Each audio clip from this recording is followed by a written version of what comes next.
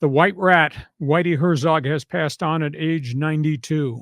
Oisk, Carl Erskine, legendary Brooklyn Dodger, and Kenny Holtzman, hell of a frontline starting pitcher, all have passed on. Let's talk about Whitey Herzog.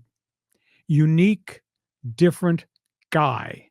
I guess the word I'd use to describe his managerial style and his philosophy is unorthodox, his game plan.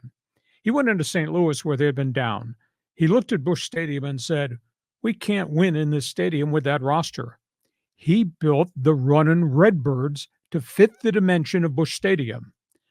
Base stealers, single base hitters, frontline pitching, bullpen by committee. And the end result, he won 3 National League pennants, got to the World Series. He won a World Series ring. He was responsible for the Ozzie Smith trade with the Padres, the acquisitions of Lonnie Smith, Willie McGee. If you close your eyes, you see those guys running the bases at Busch Stadium. Oh, that was Whitey Herzog baseball. And, of course, he got a World Series ring. He went to the Royals. He got them to the American League Championship Series twice because they ran dead on into Steinbrenner's Yankees and didn't get to the Fall Classic. A lot of people don't know he was a front office executive with the New York Mets. When the Mets were developing pitchers by the name of Ryan, Matlack, Kuzman, and Gentry, he was the guy that was scouting them and getting those guys signed. Wow. He was a hell of a baseball guy. Very different, like I say, unorthodox. 1,281 wins. All this from a utility player. If you go to the back of my closet in my family room where baseball cards are in this huge box, go to the Washington Senators pile, I have a baseball card from, I think it was 1957, Whitey Herzog, rookie outfielder, Washington Senators. Then he went to the Kansas City A's, finished up with the Baltimore Orioles. Really cool guy, but like I said, really unorthodox in terms of manager. Let's talk about Carl Erskine. The last of the boys of summer has left us.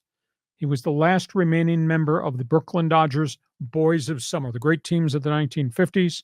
He passed away in Indiana at the age of 97. He was one of the closest allies in the early 1950s after Jackie Robinson broke the color barrier. He pitched for 12 years in Brooklyn. He pitched in 5 different World Series. He was an innings eater as a starter. He's got a World Series ring from the 1955 team. His record, back when baseball was real and there were all those great hitters, his record was 122-78. Wow. That's pretty impressive. Yeah.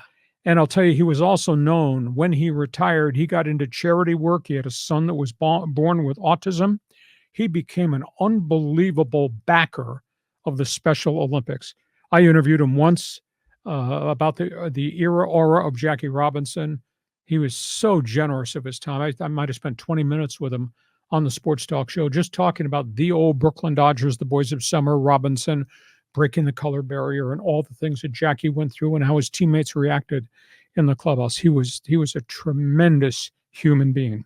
Third guy was the crafty lefty, Kenny Holtzman, a victim of Charlie O. Finley. Yeah. If you pitched in Oakland, he would include you in some sort of fire sale. Pitched for the Athletics, the Yankees, the Orioles, the Cubs. 3 times World Series. Threw 2 no-hitters in his baseball career. His record was pretty good considering he always didn't pitch on great teams, 174 and 150. And Kenny Holtzman was involved in multiple trades that involved Reggie Jackson. Very good pitcher. Very, very good pitcher. Crafty lefty. He has passed away. So you got the White Rat, you got Oisk, and you got Kenny H. Yeah, 3 amazing guys. I mean, for me, Whitey Herzog, I remember him as the manager of the Royals in the late 70s. And, you know, my A's kind of flamed out there by the mid 70s with Charlie O, and the Royals dominated the AL West. And it was like a grudge match every year in the AL Championship Series. And it was always the Yankees winning. But the Royals had, who they have on that team? George Brett and Cookie Rojas, I think, played on that team. And Dennis Leonard. I mean, they had great pitching. Yeah. And they had a couple of home run hitters along the way there. So Kansas City, for a chunk of time, was a really, really competitive team. That's before the salaries went crazy. And suddenly Kansas City's ownership said, we can't afford this. Yeah, well, I think Chris Chambliss was on both teams, the Yankees and the Royals. So that was a nice run, and I love those light blue Kansas City Royals uniforms.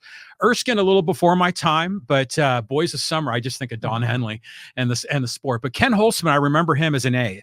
And you think of all the great starters like Vita Blue and Catfish Hunter, and there's a bunch of Blue Moon Odom and Blue Moon Odom, yeah. But you kind of forget a little bit about Holtzman. He was just always solid. He was always there. Long career. I looked at his stats up yesterday, and I was surprised how long his career was. He did a little work out of the bullpen near the end of his career, but man, that's a solid back of a baseball card for Ken Holtzman. I'll tell you what, it was tough. We lost all three of those guys in about a 28-hour span. The bulletins came popping that they had passed on. Okay, we go from baseball